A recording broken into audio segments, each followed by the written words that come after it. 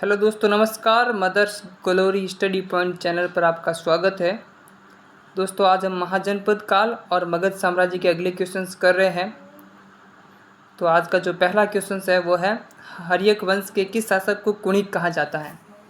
हर्यक वंश के किस शासक को कुणिक कहा जाता है? कुणिक याद रखना दोस्तों, वो है अजातशत्रु। अजातशत्रु को क्या कहा गया है? कुणिक कहा गया है। आगे है, उज्जैन का प्राचीन नाम क्या था? तो दोस्तों, उज्जैन का जो प्राचीन नाम था वह था अवंतिका। क्या था?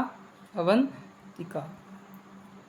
आगे है, शिशुनाग वंश का वह कौन सा शासक था जिसके समय में वैशाली में द्वितीय बौद्ध संगति का आयोजन किया गया था?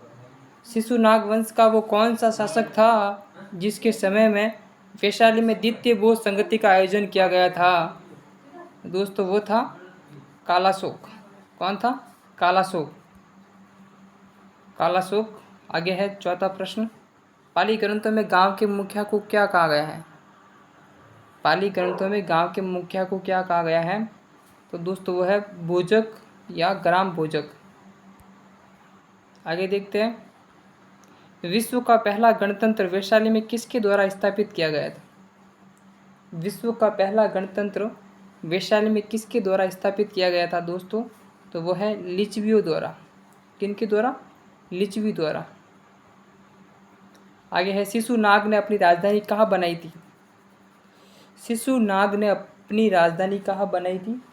तो दोस्तों, वो उसका आंसर है वैशाली। शिशुनाग ने किसको राजधानी बनाया था? वैशाली को।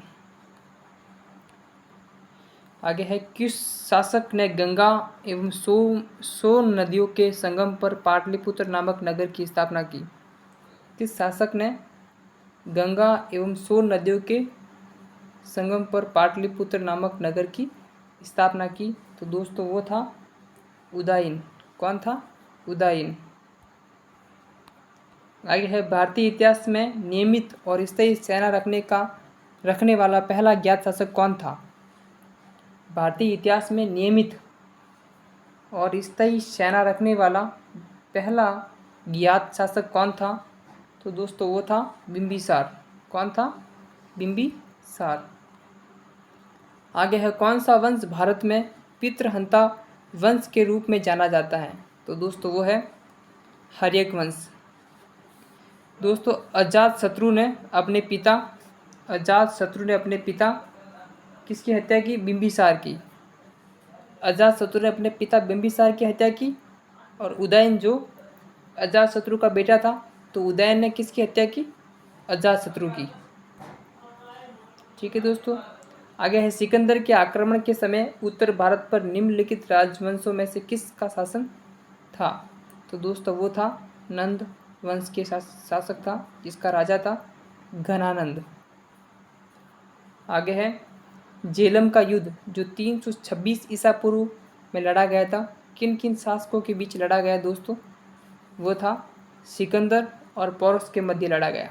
किन के मध्य? सिकंदर और पोरस के मध्य। सिकंदर ने भारत पर कब आक्रमण किया? तो दोस्तों, सिकंदर ने भारत पर 326 ईसा पूर्व में आक्रमण किया था। सिकंदर की मृत्यु कहाँ हुई थी दोस्तों? वह है बेबीलोन में। कहाँ हुई? बेबीलोन। आगे है, अभिलेख की साक्ष्य से प्रकट होता है कि नंद राजा के आदेश से कहाँ पर एक नहर खोदी गई थी? तो दोस्तों, नंद वंश के राजा के आदेश पर कहाँ पर एक नहर खोदी गई थी? तो दोस्तों, वो है कलिंग में। कहाँ खोदी गई? कलिंग में। आगे है, महाजनपद युग में मगध सबसे आक्रामक महाजनपद के रूप में उभरा। मगध के साम्राज्य विस्तार का पहला शिकार कौन सा महाजनपद बना? तो दोस्तों, वो था अंग जनपद। सबसे पहले अंग को महाजनपद मतलब मिलाया था मगध में। ठीक है दोस्तों, आशा करता हूँ आपको सारे क्वेश्चन समझ में आए होंगे। इसी के साथ हो सके तो मेरे चैनल को लाइक, सब्सक्राइब और शेयर ज़रूर करना।